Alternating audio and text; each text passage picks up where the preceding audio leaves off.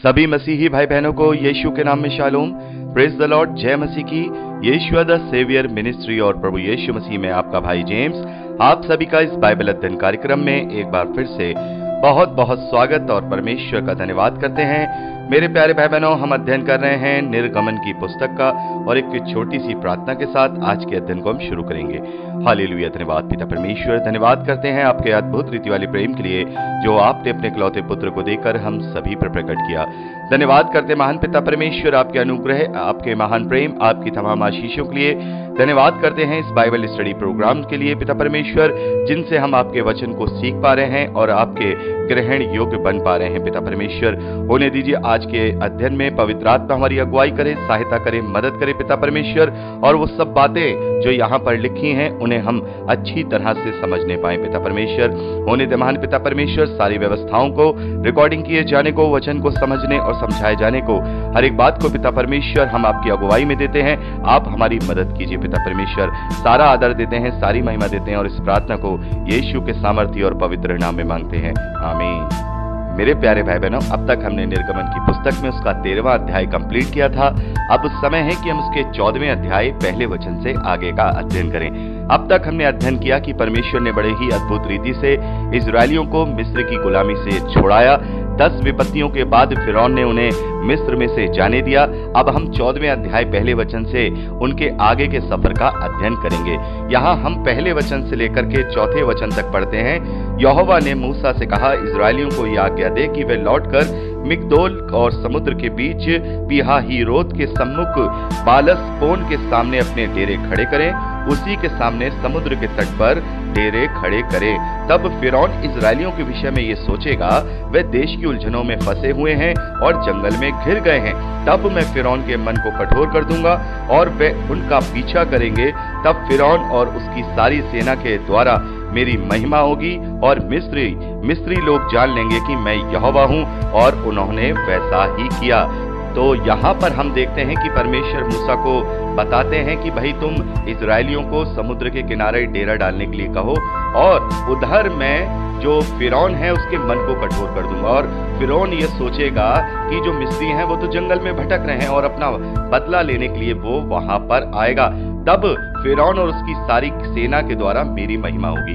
तो यहाँ पर हम देखते हैं कि परमेश्वर यहाँ जो भी कुछ कर रहे हैं, यहाँ पर जो भी उन्होंने विपत्तियां डाली, जैसे कि हमने बात की कि जो भी विपत्तियां परमेश्वर ने डाली वो झूठे देवी देवताओं को नीचा करने के लिए और मिस्रियों में अपनी सिद्धता को सिद्ध करने के लिए उसने वहां विपत्तियां डाली। और यहाँ पर हम देखते हैं कि जो मिस्री लोग हैं, मेरे प्यारे भाई बहनों, यहाँ पर हम देखते हैं कि जो मिस्र का देश है वो बहुत ही सभ्य देश है। उस वक्त हम ये कह सकते हैं कि सबसे बड़ी सभ्यता जो विकासशील सभ्यता थी वो मिस्र की हुआ करती थी। और मिस्र एक तरीके से पूरे वर्ल्ड का उस वक्त सेंटर पॉइंट था। और आज भी हम देखते हैं कि जब हम पुराने मिस्र के बहुत सारे अवशेषों को मिस्र में, इजिप्ट में देखते हैं, पिरामिड्स हैं और बड़े बड़े हम उनकी कलाकृतियों को देखते हैं, तो हम ये जान जाते हैं कि मिस्र की जो सभ्यता है वो उस वक्त, जबकि मूसा के समय में हम देखते हैं, मूसा के समय में लगभग आज से 3500 साल पहले उस वक्त वो पूरे वर्ल्ड का एक सेंटर, हम कह सकते हैं उस सभ्यता का सेंटर हुआ करता था। तो परमेश्वर उनके बीच में ये अपना संदेश देना चाहता था कि देखो, मैं ही सर्वशक्तिमान यहोवा हूं, मुझे छोड़कर कोई और नहीं, मैं अद्वितीय हूं। तो परमेश्वर ये इस प्रकार से मिस्र में अपने ये सारे चमत्कार दिखा रहा था। और इस बार परमेश्वर ये चाहता है कि जैसे कि फिरौन और उसकी सेना के द्वारा, यहाँ लिखा है कि फिरौन और उसकी सारी सेना के द्वारा मेरी महिमा होगी, यानी कि जब फिरौन और उसकी सारी सेना लाल सागर में जब वो पानी में दफन हो जाएगी, तो तब लोग जान लेंगे कि कैसे परमेश्वर अपनी महिमा करने वाला है। और यहाँ पे लिखा है कि मिस्री जान लेंगे कि मैं यहोवा हूँ। तो मेरे प्यारे भाई बहनों, परमेश्वर चाहता है कि हर एक जीव उसका अंगीकार करे, हर एक घुटना उसके आगे झुके। जैसा हमने फिलिपियों की पत्री उसका 2 अध्याय 11वें और 12वें वचन में भी पढ़ा कि हर एक जीव उसका अंगीकार करेगी, हर एक घुटना उसके आगे टिकेगा। और यशायाह नबी की पुस्तक में भी हम देखते हैं। तो परमेश्वर चाहता है कि उसकी महिमा को लोग जाने। परमेश्वर चाहता है कि जो लोग उसे भुला बैठे हैं, जो लोग उसे पहचानना नहीं चाहते हैं, वो उसे पहचाने, क्योंकि पहचानने में मनुष्य का या हम कहें मानव जाति का भलाई है। अगर वो परमेश्वर को पहचानेंगे तब वो असलियत को अपने समझने पाएंगे, क्योंकि हम यहाँ जो देख रहे हैं इस धरती पर बहुत सारी ऐसी चीजें हैं मेरे प्यारे भाई बहनों जो हमें इस बात की गवाही देती हैं।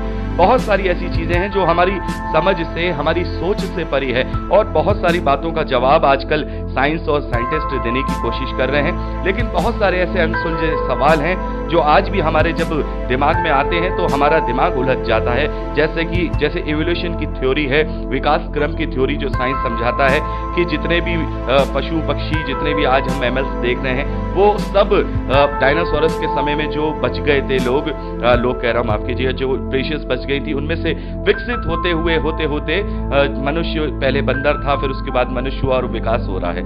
लेकिन मेरे प्यारे भाई बहनों, ये एक सवाल बहुत ही ज्यादा हमारे बीच में आता है कि हम सब इतने फिर भी डिफरेंट क्यों हैं। हजारों करोड़ों जातियां, प्रजातियां इस धरती पर जानवरों की हैं, उनमें से कोई भी ऐसा नहीं हुआ जो मनुष्य की तरह विकसित हो जाता। कोई तो ऐसा होता जो हमारे समानता में विकसित हो जाता। ऐसा कैसे ये संयोग हुआ कि केवल मनुष्य ही इतना विकसित हुआ?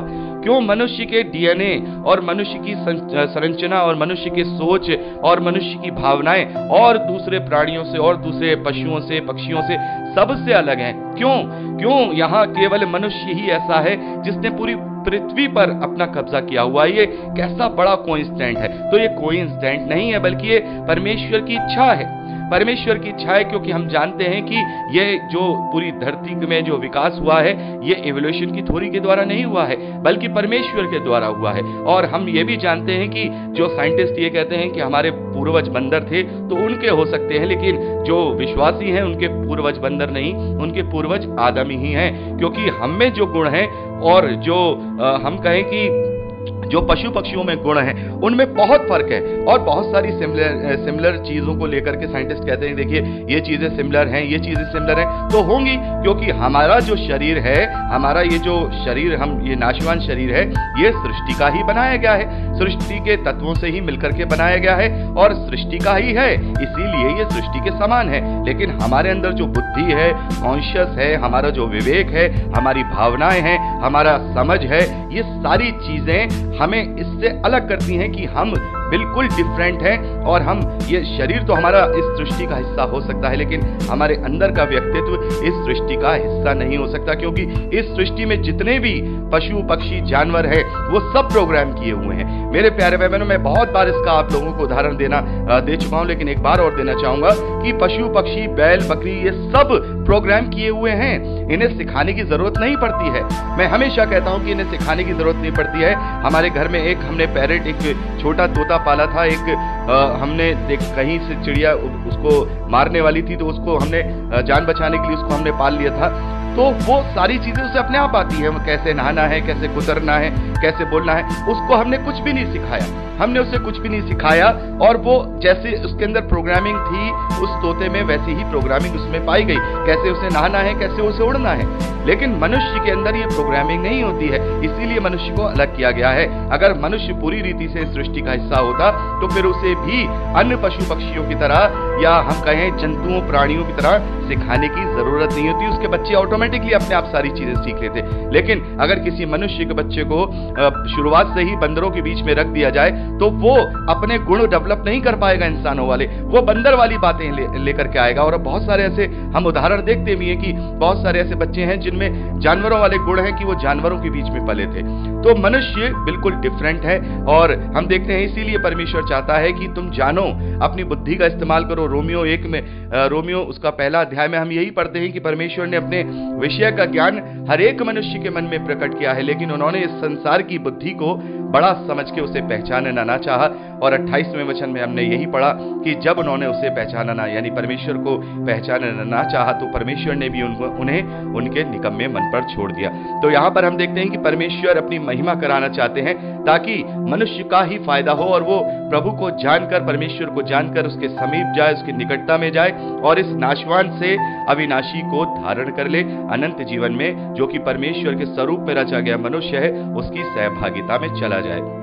तो मेरे प्यारे बहनों, यहाँ 5वें वचन से लेकर के हम जब आखिरी 31वें वचन तक पढ़ते हैं तो हम देखते हैं कि बड़े ही अद्भुत रीति से जो वहाँ जो इजरायली लोग हैं वो समुद्र के पास, समुद्र के किनारे अपना डेरा डाले हुए हैं और फिरौन अपने 600 रथ सवार लोगों को लेकर के, बड़ी सेना को लेकर के उनको बदला लेने के लिए, उन्हें मारने के लिए उनके पीछा करते हुए वहां पहुंचता है। और मैं चाहूंगा कि आप इसको 5वें वचन से लेकर के 31वें वचन तक पर्सनली रूप से पढ़ लीजिएगा। ये पूरी घटना मैं आपको वर्बली तरीके से बता रहा हूं, ओरली बता रहा हूं। तो यहाँ पर हम देखते हैं इस प्रकार से 600 से अच्छे अच्छे रथ वरन मिस्र के सब रथ लिए हुए उन सबों पर सरदार बैठाए। और वहां हम देखते हैं कि फिरौन का मन परमेश्वर ने ऐसा कठोर कर दिया कि वो इजरायलियों का पीछा करते करते वहां पहुंच गया जहां पर इजरायलियों का डेरा समुद्र के किनारे था।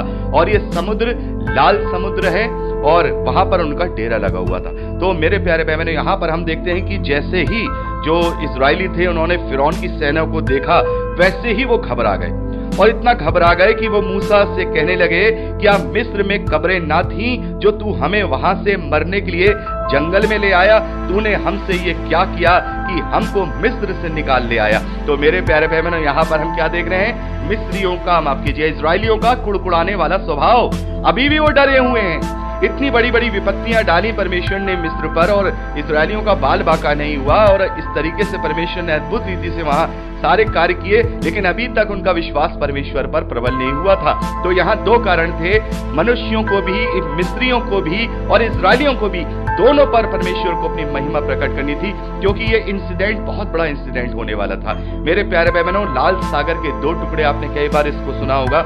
लाल सागर के दो टुकड़े होने का जो इंसिडेंट या हम कहें परमेश्वर का आश्चर्यक्रम कार्य जो होने वाला है, ये आगे के लिए बहुत बड़ा एक टर्निंग पॉइंट मानव इतिहास में होने वाला था। क्योंकि यहाँ पर परमेश्वर अपने आप को यहाँ प्रकट करेगा। जैसे यहाँ मिस्री कुड़कुड़ा रहे हैं, मिस्री कुड़कुड़ा रहे हैं, डर रहे हैं, आगे समुद्र, पीछे मिस्र की सेना, और अब तो घबरा गए कि अब क्या होगा, हमारा कुछ नहीं हो सकता, बड़े परेशान हैं, अब हम क्या करें, हम क्या करें, बड़े ही टेंशन में हैं। तो मेरे प्यारे बहनों, एक तरीके से देखा जाए तो हमारे जीवन में भी कभी कभार ऐसी ही समस्याएं, ऐसी ही परेशानियां आ जाती हैं और हम देखते हैं कि हमारे जीवन में कोई रास्ता बाकी नहीं रहता। हम देखते हैं आगे एक कहावत भी है ना, आगे कुआं पीछे खाई, या आगे खाई पीछे कुआं, इस प्रकार की कहावत भी है कि कोई रास्ता बाकी नहीं रहता। और आज हम यहाँ पर पढ़ रहे हैं कि ये जो इस्राएली थे उनके पास भी कोई रास्ता नहीं था। मूसा को तो पता था, मूसा को तो परमेश्वर ने बता दिया था, लेकिन इस्राएली डर के मारे बड़बड़ा रहे थे, कुड़कुड़ा रहे थे कि अब हम क्या करें, क्या हम मिस्र में कब्रें कम थी जो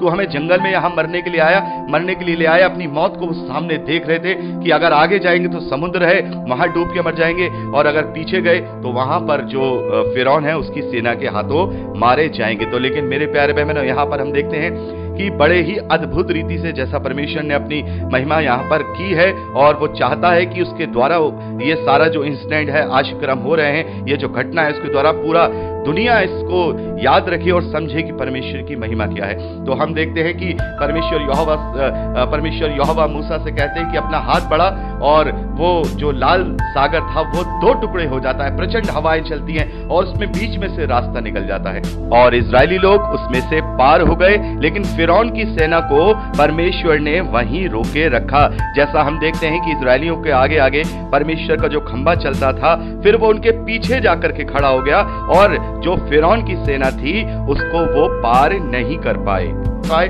और जैसे ही जो इजरायली थे, जब वो लाल सागर से पार होने वाले थे, तब हम देखते हैं कि फिरौन की जो सेना है वो दौड़ करके इजरायलियों के पीछे आई, और जैसे ही दौड़ करके इजरायलियों के पीछे आई तो आधी रात का लगभग समय था, और हम वहां देखते हैं कि जो फिरौन की सेना के जो रथ थे और जो रथों के पहिए थे वो टूट गए, बिल्कुल बीचों बीच आकर के वो टूट गए, और उनका चलना मुश्किल हो गया। और सुबह होते ही हम देखते हैं सारे इजरायली जो थे उस लाल सागर को पार कर देते हैं, और ये देख करके कि परमेश्वर यहोवा इजरायलियों के साथ है, मिस्री लोग घबराने लगते हैं और वो पीछे की तो और लौटने लगते हैं कि चलो अब यहाँ से भागो, क्योंकि इनके साथ तो परमेश्वर यहोवा है, हम इससे नहीं लड़ सकते, और वो पीछे को भागने लगे। लेकिन अब बहुत देर हो चुकी थी, परमेश्वर को अपनी महिमा करानी थी, और हम देखते हैं कि जो लाल सागर है वो वापस एक जो दीवार बीच में बन गई थी, एक रास्ता बीच में बन गया था, लाल सागर पूरा एक हो जाता है, और फिरौन की समस्त सेना रथों समेत उसमें डूबकर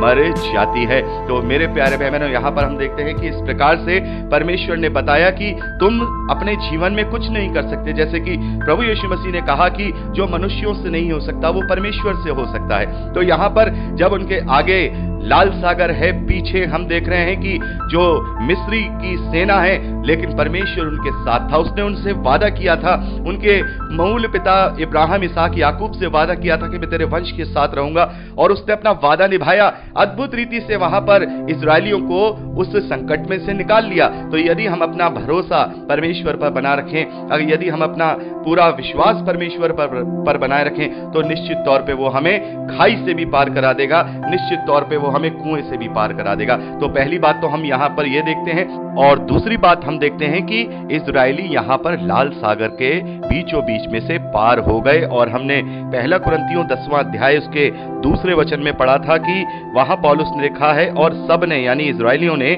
बादल में और समुद्र में मूसा का बपतिस्मा लिया। यानी कि जब यहां से वो इस लाल सागर में से पार हुए हैं, तो उन सब ने मूसा का बपतिस्मा लिया है। तो मेरे प्यारे भाई बहनों, इसके विषय में मैं आपको पहले भी जब हमने पहला कुरिन्थियों का 10वां अध्याय का अध्ययन किया था, मैंने आपको बताया था। लेकिन अभी मैं आपको एक बार फिर से यहाँ इस बपतिस्मे के विषय में विस्तार से बताना चाहूंगा, और मैं ये भी बताना चाहूंगा कि आखिर में बपतिस्मे की असली डेफिनेशन क्या होती है, बपतिस्मा होता क्या है, और बपतिस्मा लेना जरूरी क्यों है। क्योंकि वहां पर भी मैंने बताया कि नई वाचा का जो संचालन है वो लागू होने के लिए बपतिस्मा लेना जरूरी है। लेकिन बपतिस्मे का असली मतलब क्या होता है, ये भी मैं आपको बताऊंगा, और ये हम